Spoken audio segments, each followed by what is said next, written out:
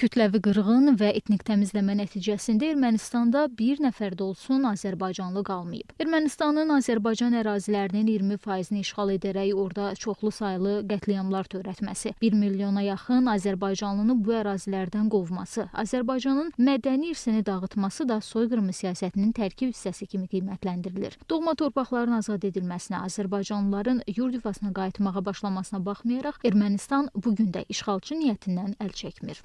Azərbaycanla Ermənistan Cənubi Qafqazda sülh, təhlükəsizlik, birgə yaşayış şəraitində yaşamalıdır. Lakin bizim qonşularımız daha çox düşmənçiliyi, revanşizmi təşviq edən bir sıra addımlar atırlar. Faşizm ideologiyasının təbliğatçılarına müxtəlif abidələr qoyulur, onların adına küçələr, prospektlər adlandırılır və bütün bu negativ amilləri də hesab edirəm ki, aradan götürmək lazımdır. Qərbi Azərbaycan icmasının 31 mart Azərbaycanlıların soyqırımı günü ilə bağlı bəyanatında bildirilir ki, Ermənistan dövləti törətdiyi soyqırımı, etnik təmizləmə, insanlıq əleyhinə cinayətlər və müharibə cinayətlərinə görə məsuliyyətini etiraf etməli, barışıq naminə zəruri addımlar atmalıdır. Ermənistan oradan qovulmuş azərbaycanlıların təhlükəsiz və ləyaqətli şəkildə geri qayıtmasına şərait yaratmalı və dağıtdığı Azərbaycan mədəni irsini bərpa etməlidir.